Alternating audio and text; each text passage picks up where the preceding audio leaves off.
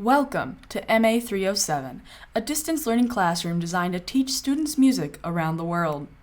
In this training video, we will cover various pieces of equipment in this room, as well as how to operate them. At the end, we will have a brief section on troubleshooting tips.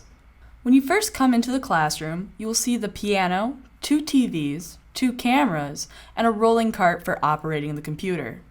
On this cart should be 2 remotes. The remote labeled TV can be used on the TVs to turn them on or off. Both TVs should be set to the input HDMI 1. The remote labeled cameras can be used to power on the cameras or turn them off. With this remote, select either 1 or 2 under Camera Select, depending on which camera you would like to control. Then press the power button to turn the camera off or on. You can use the directional pad to control where the camera is looking or the zoom buttons to control the zoom. Once you've sat down and powered up the TVs and cameras, you can log into the computer. You will need to turn on the mouse and keyboard, then press any button to start up the Mac. There are 4 IU Zoom accounts that have been created for use in this room. The login to sign into the computer is the same account information that you will use when logging into Zoom. The login information for the accounts you will be using will be provided to you at the beginning of each semester.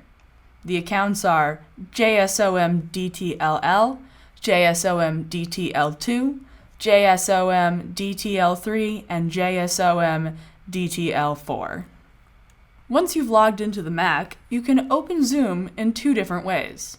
The first is to click the IU Zoom Chrome shortcut on the Mac desktop. Make sure not to just launch the Zoom app on the computer, as this bypasses the IU Duo login and will not work. The second option is to press the IU Zoom button on the Stream Deck. Both of these icons will send you to zoom.iu.edu. You will need to log into Zoom using the same account information that you used to log into the computer. Now that we're logged in and should be in our Zoom call, we can look at our equipment. Let's start with the piano. When you are facing the piano, you can see the power button to the right of the keys. A single press will turn it on or off, and a red loading circle will appear on the digital screen to the left of the keys. When turned on, the piano needs about 20 seconds to start up, and no keys should be pressed until the red loading circle goes away. The most important thing about the piano is that you should not make any changes to any of the settings on the piano. Please do not unplug equipment from the piano, as this equipment ensures the piano works properly within the room. If it is necessary to adjust the audio for the piano, this must be done at the Soundcraft audio mixer and not on the piano itself. When you are finished in the classroom, please close the lid so as to prevent a dust buildup on the keys. The first part of the audio equipment that we will look at is the microphones. This room has 2 speaking mics, one at the piano and one off to the side. They both have headphone connection points hanging from the stand that you can plug your headphones into. These are cardioid microphones, meaning they only pick up sound from one direction, and the sound must be very close to the microphone, less than about 4 inches away. This video will demonstrate how close you should be when speaking into the microphones. This is my demonstration to show how close you should be to the mics when you're speaking into them.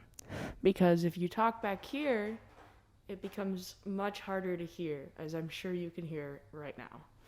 But when you talk up here, it becomes much fuller and easier and clearer to understand. In MA307, we also have spare headphones. We highly advise that you bring your own headphones for sanitary purposes, but if you do need to use the provided headphones, please also use the disposable headphone covers that can be found. When teaching in this room, it is essential that headphones are used. Many sound issues can be avoided or solved by using headphones. There's also a headphone splitter available on the rolling computer desk if needed. This is the Soundcraft audio mixer. Whenever you need to adjust audio settings, it should be done here. It's also very important that any changes you make here should be reset before leaving the classroom. On the master meter, you can see the audio levels for sound being produced. You will want the levels to be peaking at around 0 decibels on the meters. The master fader can also be used to adjust the volume output of all channels.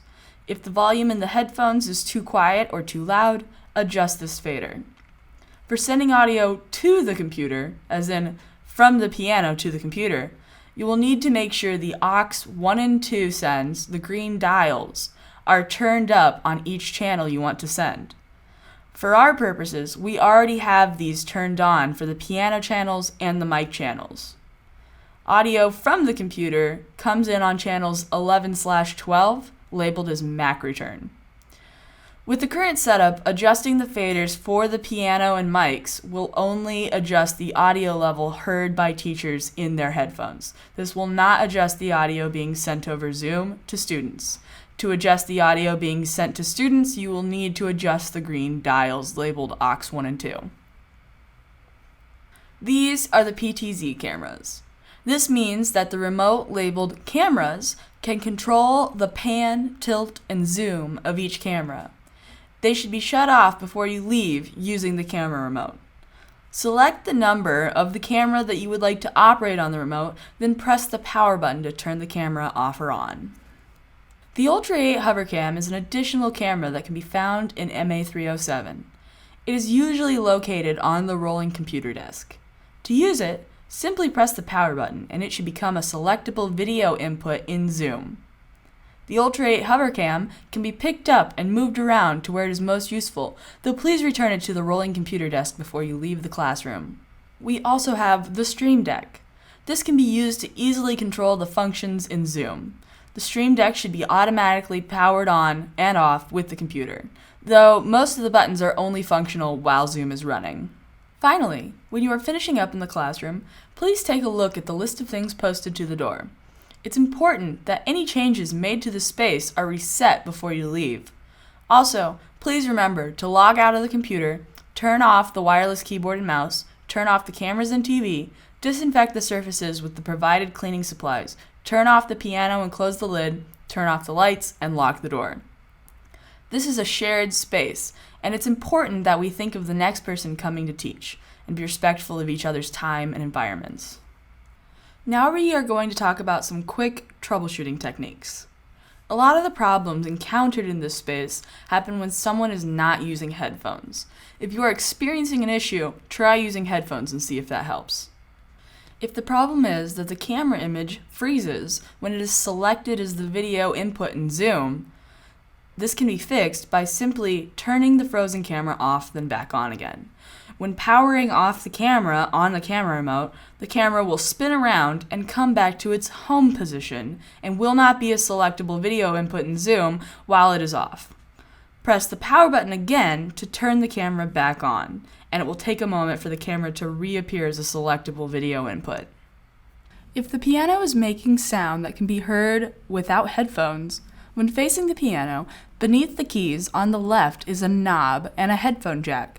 Make sure this jack is fully plugged in. After that, sound should start coming through the headphones again. If the problem is sound is coming from the TV instead of through the headphones, this means settings have been changed in the computer.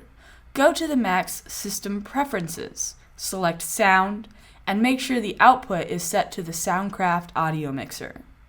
Alternatively, once Zoom has launched, go into Zoom Preferences, select Audio, and make sure the audio is set to Soundcraft Audio Mixer. If the Stream Deck buttons are grayed out even though Zoom is running, this means the Stream Deck started improperly. Unplug it and plug it back in, and it should start working again. If the TVs are set to the wrong input, on the TV remote, select the Home button. Then scroll left 4 times until you have the Sources tab highlighted. Select HDMI 1. This should be the second option from the left. If sound from the far end is not coming through, this can happen when headphones are not used. This is because Zoom hears the sound coming from the TVs and thinks that it is an echo, so it filters the sound out. Plug in headphones, then try again. Thank you for watching this video tutorial. Hopefully it has been helpful. For any issues relating to the room that cannot be solved with the troubleshooting tutorial, please email musicits@iu.edu.